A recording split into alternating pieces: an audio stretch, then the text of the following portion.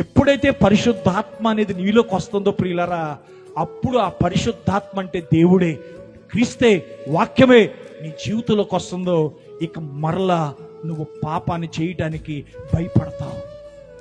హల్లెలూయా.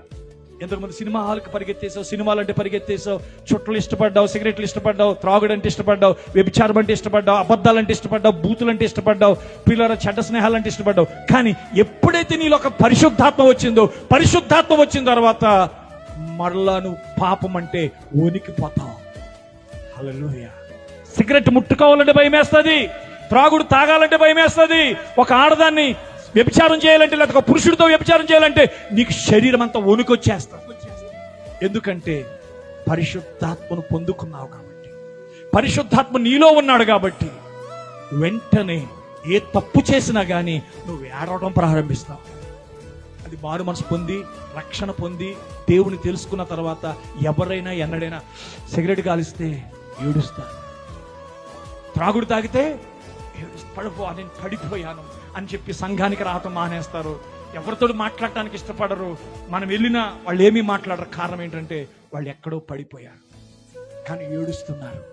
కానీ అప్పుడు మనం వెళ్ళి చెప్పాలి, సహోదరుడా మళ్ళా తప్పు నువ్వు చేయకు, నువ్వు పశ్చాత్తాపడు, దేవుడు నిన్ను క్షమిస్తాడు.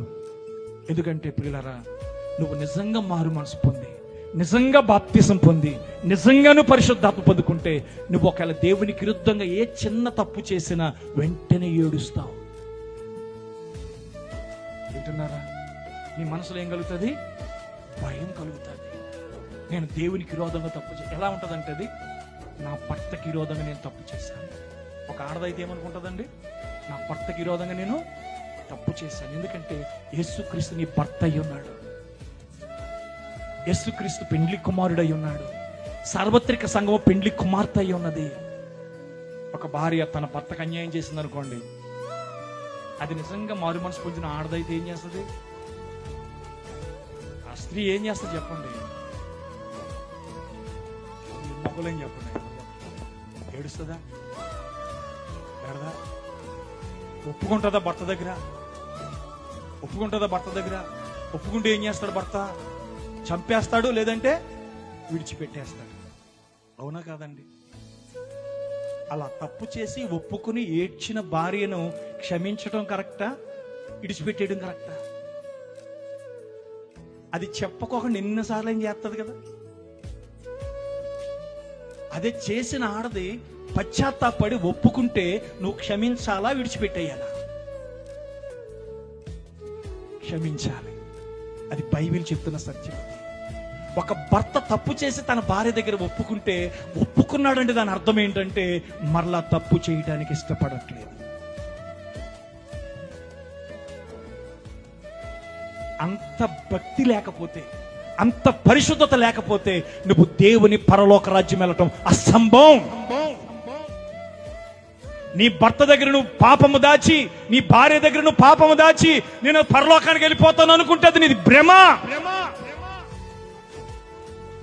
తెలుసా మీకు ఆ సంగతి?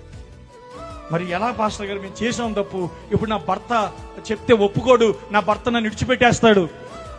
అయితే ప్రార్థన చేయి. ఏమని ప్రార్థన చేయి? ప్రభువా నీకు విరోధంగా నేను పాపం చేశాను, ప్రభువా నీకు దుఃఖం కలిగించాను, నన్ను క్షమించు ప్రభువా. ఒకవేళ నా భర్త దగ్గరే దీన్ని ఒప్పుకోవాలంటే గనక ఖచ్చితంగా ఒప్పుకుంటాను ప్రభువా. అతడు నన్ను చంపినా సరే, నన్ను విడిచిపెట్టినా సరే నేను ఒప్పుకుంటాను ప్రభువా. నువ్వు దేవుని దగ్గర క్షమాపణ అడిగితే దేవుడు నీ భర్తతో మాట్లాడతాడు. అప్పుడు నీ భర్త నీకు విరోధంగా చేసిన పాపాన్ని ఒప్పుకుంటాడు. ఈరోజు ఎన్ని కుటుంబాలు వ్యభిచారపు కంపులో, వ్యభిచారపు రొచ్చులో, వ్యభిచారపు అపవిత్రతలో ఎన్ని కుటుంబాలు, ఎంత క్రైస్తవ జీవితం మురికిగా మారిపోయింది. ఎందుకంటే ఒప్పుకోలు లేదు. ఒప్పుకోలు లేకపోవటమే కాదు, అక్కడ క్షమాపణ కూడా లేదు ప్రియులారా. ఎందుకంటే నీ భార్య నీ దగ్గర ఒప్పుకోవట్లేదంటే నీకు అన్యాయం చేస్తూనే ఉంది. నీ భర్త నీ దగ్గర నీ తప్పిదాన్ని ఒప్పుకోవట్లేదు అని అంటే అతడు నీకు అన్యాయం చేస్తానే ఉన్నాడు.